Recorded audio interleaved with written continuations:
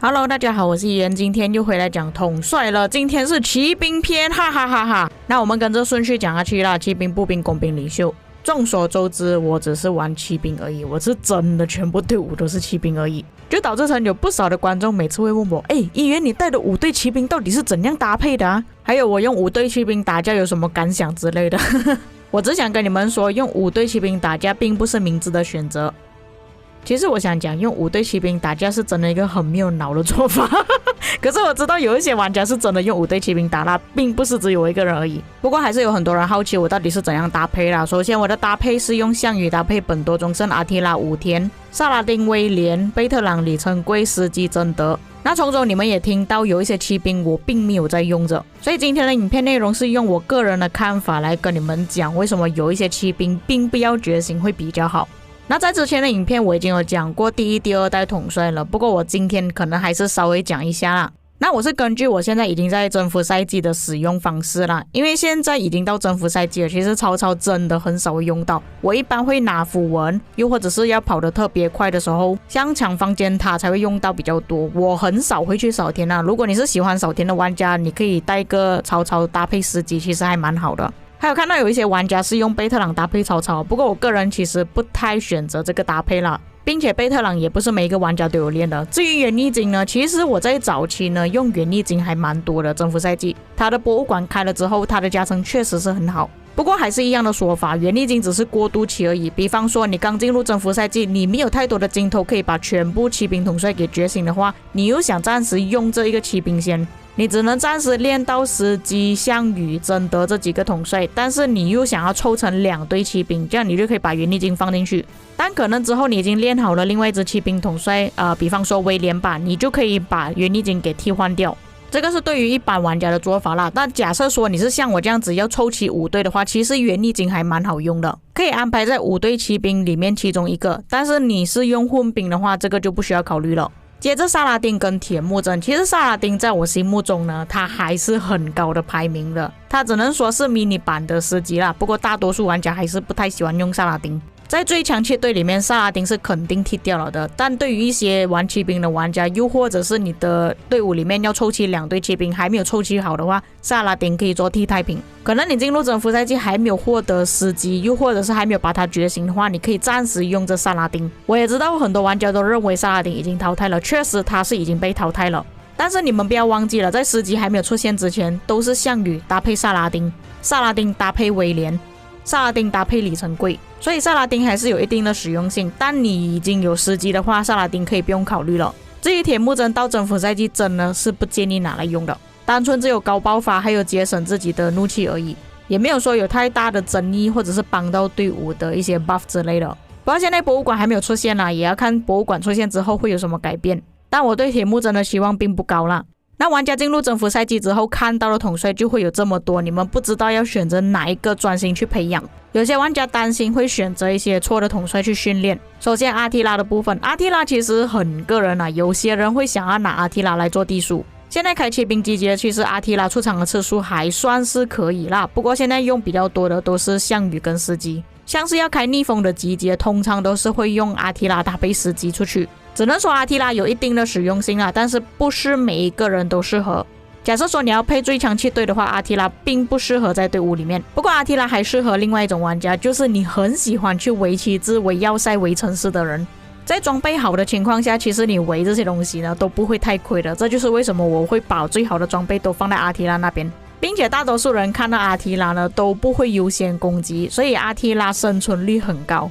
不过我奉劝各位啊，如果你们要练阿提拉呢，首先你必须要有武田，但是武田我不太推荐你们现在去练，以前是有用，现在武田没有什么用了。又或者是有司机的情况下去练阿提拉会比较好。假设你是先觉醒了阿提拉才考虑要练哪一支统帅来搭配他的话，这样就不太适合了。至于武田是万年的副将，他不能做主将，因为天赋的问题。那有些玩家他们想要用比较硬的队伍呢，通常是用萨拉丁搭配武田了，但是现在已经不流行这样子的玩法。以前统帅比较少，还可以用这个搭配，要拿来搭配其他的统帅，比较起来的话也没有像搭配阿提拉这么适合。所以正常玩家来说，我也是不太推荐你们去练武田的，除非你像我这样子要搞5队骑兵啊，这样你就拿阿提拉搭配武田就算了。孔雀，如果你是看我很久影片的观众呢，你就知道孔雀是我一辈子的伤痛。孔雀其他的玩家有不同的玩法，但是对我来说，孔雀是在我不推荐的列表里面的。孔雀放技能很慢，它叠层束缚又很慢，孔雀用于野战真的不适合，而且它很容易被针对。但你如果是用孔雀围城的话啊，这样就不同讲了。虽然孔雀并不是现在主流的集结，但你如果是用孔雀围殴城市啊，其实还蛮不错。它叠的祝福又够多，伤害又够痛。你不是玩这种类型的玩家，就不要去练孔雀，它不是优先考量要练的角色。至于威廉呢，并不需要觉醒，卡技能5511就可以了。我是真的认为威廉很好，但真的没有必要觉醒。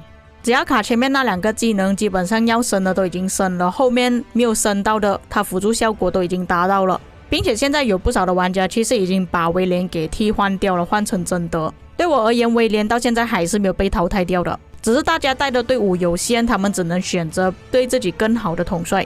其中安排2队队伍，你们或许可以考虑用项羽搭配威廉，司机搭配贞德。那威廉的位置是可以替换掉啊，看你们要搭配本多忠胜啊、炮王都可以。至于女骑兵是真的不能野战了，她只能做驻防而已。都说到这个份上了，就看你们自己选择吧。假设说你们是喜欢丢城市出去接集结的话，是可以去练啦。驻防车头埃及之战也是可以用到女骑兵的，所以要不要练就见仁见智。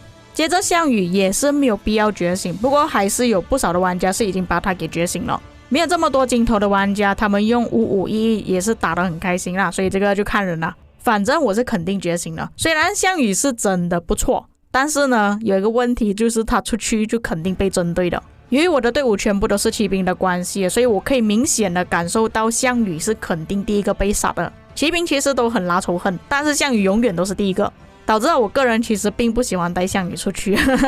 对于小玩家、平民玩家、没有氪金的玩家来讲啊，其实带项羽并不安全啊。但假设说你的王国是那种 A 王国，你的队友都很配合，你们一起打仗的话，项羽是必须要的。在之前的影片我也是有提过项羽被淘汰的可能性，那有些玩家你们怕项羽会被淘汰的话，卡技能5511就好。毕竟我也不知道新的骑兵会不会替代掉项羽。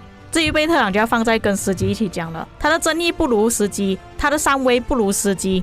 司机是直接放一次伤害2300，他还要磨磨蹭蹭放3次，总共2100的伤害。跟同期的司机做比较呢，贝特朗是玩输了的，所以你们不需要去练他，他也是要通过 MG 才可以拿到。除非是说你的王国真的没有人要去抢 MG， 刚好又是贝特朗的 MG 的话，这样你们就拿掉他吧，但是没有必要去练他啦。与其是抢他，还不如换一个女骑兵或者是杰哥会更好。司机不必多说，就像当年的萨拉丁，萨拉丁当年有多强，司机就有多强，甚至司机是进化版的萨拉丁。真的要搞一堆骑兵的话，比起项羽，我会更推荐司机。至于要不要觉醒，觉醒就对了，不用问这么多。最后剩下杰哥跟贞德，杰哥看情况啦，如果你是有驻防的话，用会比较好。我看到有一些玩家用来野战，但是野战我觉得并不太适合。因为它有不少的技能都是被限制啊，没有办法在野战使用，再加上它的成本高啊，还不如你去练那个威廉还更好。至于最后一个贞德，有些人觉得强，有些人觉得弱。贞德对于环境好的情况下来讲，真的是真的强了。但你的环境很糟糕，逆风的情况呢，真的就不太好用了。很多人练贞德也只是用它第1跟第4技能而已。那当然了，如果你要贞德表现到更好的话，觉醒是最好的。但我其实不太推荐玩家去觉醒贞德。金头不充足的情况下，5115就可以用了，又或者5515也可以。我认为不值得觉醒的原因是之后的统帅可能会替换掉它。但你现在最强的骑兵队伍来讲，司机搭配贞德是最强的。可是在这个游戏没有永远最强的，贞德练是肯定要练了，要不要觉醒就由你们自己来决定。那以上就是我个人的看法，还有我使用的心得啦。那当然了，每个玩家有不同的玩法，甚至有些人他们是用阿提拉搭配司机去野战的。搭配跟使用方面呢，都是永远跟着自己的想法去走，就像我用5队骑兵打仗那样子。只能说我的推荐呢，只是大众的玩法而已，你们有个人自己的玩法也是可以的。有什么看法可以在评论区给我知道，我们下期再见。